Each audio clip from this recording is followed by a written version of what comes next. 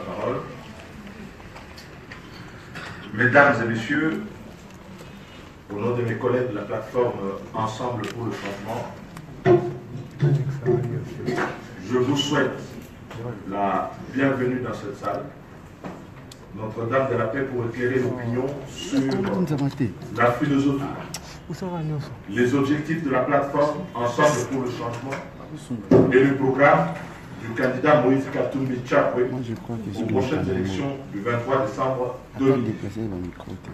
En effet, du 9 au 12 mars 2018, les partis politiques et associations qui soutiennent la candidature de Moïse Katumbi aux prochaines élections se sont réunis en conclave à Johannesburg, en Afrique du Sud, pour examiner la situation politique du pays, faire l'évaluation de leurs organisations et prendre les décisions qui s'imposent. Au cours de ces travaux, les participants ont procédé 1. à l'évaluation du processus électoral, 2. à l'organisation des forces politiques soutenant la candidature de Moïse Katumbi au regard des enjeux électoraux, 3. l'adoption du programme politique de la plateforme, 4. la définition des objectifs électoraux de la plateforme. S'agissant de l'évaluation du processus électoral, les participants ont noté que la Commission électorale nationale indépendante a publié le calendrier en date du 5 qui fixe la date des élections combinées présidentielles, législatives et provinciales au dimanche 23 décembre 2018. En dépit de ces faiblesses, dont certaines ont été relevées par la CENI elle-même sous forme de contraintes, tout le monde s'accorde pour que cette échéance du 23 décembre soit respectée. Au demeurant, la tenue de ces élections sera une étape essentielle à la consolidation des efforts du peuple congolais et de la communauté internationale en faveur de la démocratie, de la stabilité et de la paix dans la région.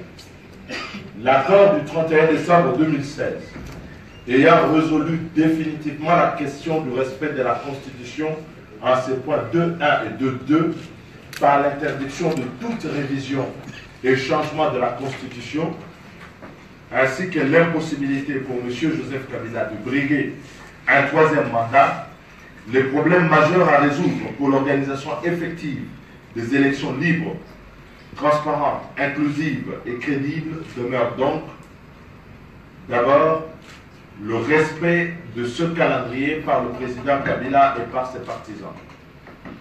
2. La mise en œuvre intégrale et de bonne foi de l'accord politique et global inclusif du 31 décembre 2016 en ce qui concerne plus particulièrement l'application des mesures de décrispation politique. Et 3. La redynamisation et la restructuration de la CENI. Mesdames et messieurs, dans le fait, rien à ce jour ne permet de penser que M. Joseph Kabila sont réprimés dans le sang. La situation sécuritaire se dégrade.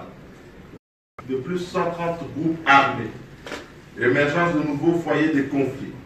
Au centre, le cas de Kamina Sakou et en particulier aujourd'hui la résurgence du conflit Malendu dans l'Ituri, avec à la clé plusieurs milliers de morts, des dizaines de fosses communes, plus de 4 millions de déplacés internes, 670 000 réfugiés dans les pays voisins et plus de 2 millions d'enfants souffrant de malnutrition aiguë, nécessitant une aide de toute urgence. Malgré cette tragédie et les recommandations de la communauté internationale, Joseph Kabila ainsi que la majorité n'ont accordé que peu d'attention aux différentes recommandations pour sortir de la crise. Or, mesdames et messieurs, il ne peut y avoir d'élections démocratiques et crédibles, porteuses d'un règlement durable de la crise actuelle, de paix et de stabilité en RDC, sans décrispation politique, ni réaménagement de la CENI pour assurer tous les compétiteurs électoraux. À 9 mois des élections, la prochaine session du Conseil de sécurité des Nations Unies devra se pencher particulièrement sur les voies et moyens plus efficaces pour contraindre le président Kabila à mettre en œuvre les actions et les mesures prévues par l'accord politique du 31 décembre 2016 ainsi que sa résolution 2348. Le 26 mars prochain, la CENI va publier la liste des regroupements et partis politiques autorisés à concourir aux prochaines élections, telles que transmises par le ministère de l'Intérieur. En l'absence de solution sur la question du dédoublement de partis, il est évident que certaines formations politiques courent le risque d'être exclues des élections. Ainsi, le 26 mars au plus tard, la question du dédoublement des partis politiques doit être résolue. Faute d'avoir été résolue, la question va entraîner dans la persistance du dédoublement des partis politiques un risque contentieux sur les candidatures et pourra retarder d'autant l'échéance de scrutin prévue pour le 23 décembre. S'agissant de la libération des prisonniers politiques et du retour des exilés, les mesures d'élargissement doivent être prises au plus tard fin avril 2018. Les bénéficiaires de ces mesures doivent jouir de leur liberté suffisamment tôt pour prendre part activement au processus électoral. Le dépôt des candidatures aux élections provinciales, législatives, nationales et la présidentielle étant fixé au 25 juillet prochain.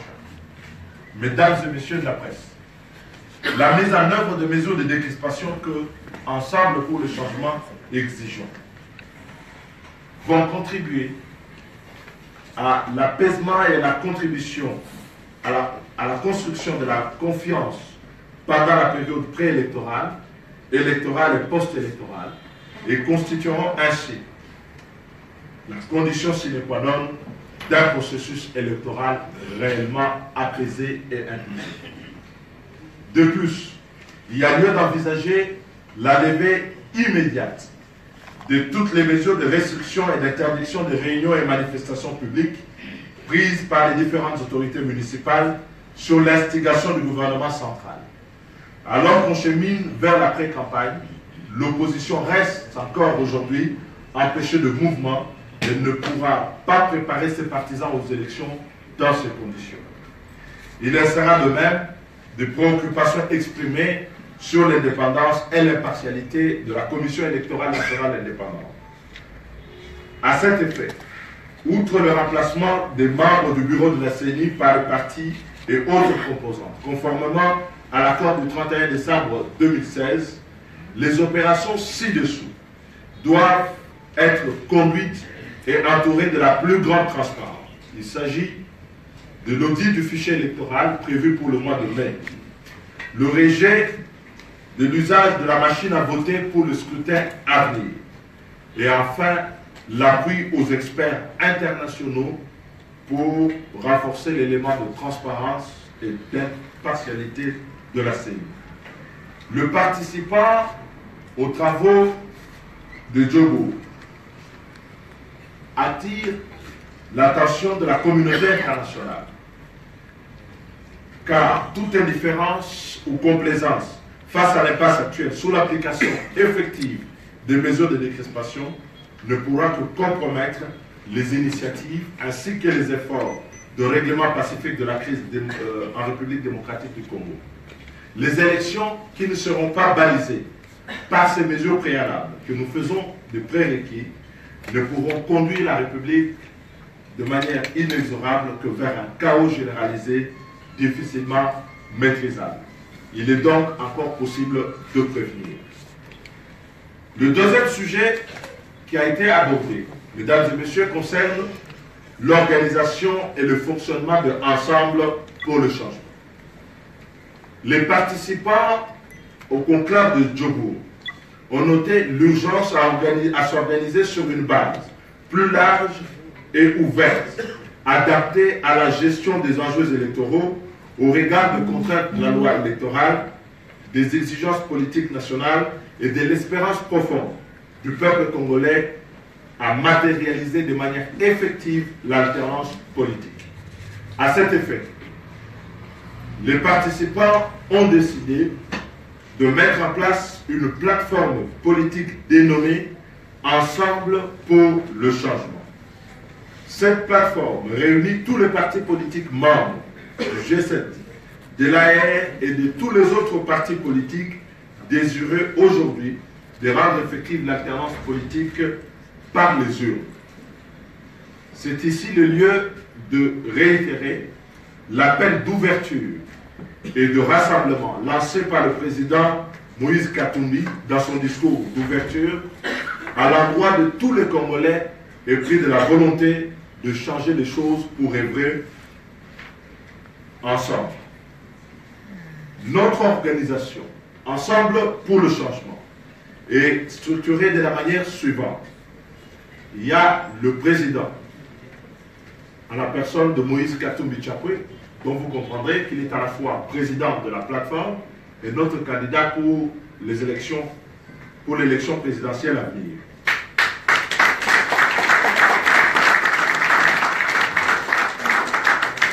Vous avez un vice-président en la personne de Pierre Lumbi, qui vient donc après le président du mouvement et qui est ici à ma gauche.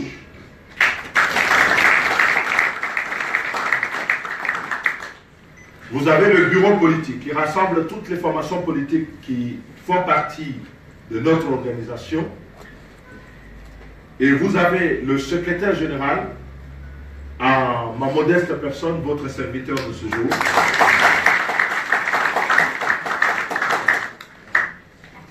Le secrétaire général, le bureau politique est présidé donc par le président, assisté par le vice-président et le secrétaire général, et comporte un directeur de bureau politique. Le secrétariat général comprend le secrétaire général qui sera assisté de trois secrétaires généraux adjoints. Il y a un conseil national qui est l'organe de consultation au sein de notre plateforme et nous serons présents dans les 26 provinces avec des coordinations provinciales et locales. Voilà en ce qui concerne l'organisation et le fonctionnement. Le logo de Ensemble est composé de 3 cercles concentriques reprenant les couleurs du drapeau national, le bleu, le jaune et le rouge. Le bleu représente la paix, le rouge, le sens du sacrifice, c'est la détermination pour nous. Le jaune, qui est à l'horizon extrême de ce cercle, représente l'espérance dans une prospérité partagée, dans la richesse partagée dans notre pays. Au centre de ce logo se trouvent 2 mains jointes qui représentent donc le symbole de l'unité, du rassemblement, de la force et de la détermination que nous avons en commun de faire aboutir le souhait du peuple congolais pour un véritable changement dans notre pays. En ce qui concerne le programme, la cohérence de la plateforme Ensemble pour le changement s'est manifestée également par l'adoption d'un programme alternatif, crédible, pour donner un sens au changement. Ce programme est articulé autour de 4 piliers suivants. Le premier pilier concerne la consolidation de l'État, de la démocratie et de la paix dans notre pays. Le deuxième pilier concerne la relance de la croissance et la diversification de l'économie et la création d'emplois.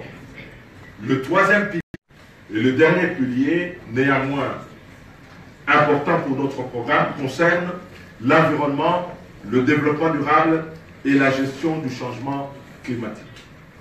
Dans le cadre de la mise en œuvre du programme, le candidat Moïse Katumbi a précisé certains des engagements, notamment la mobilisation de 100 milliards de dollars sur le cycle du mandat de 5 ans à venir pour le financement de toutes les actions et les réformes que nous allons entreprendre autour de ces 4 piliers.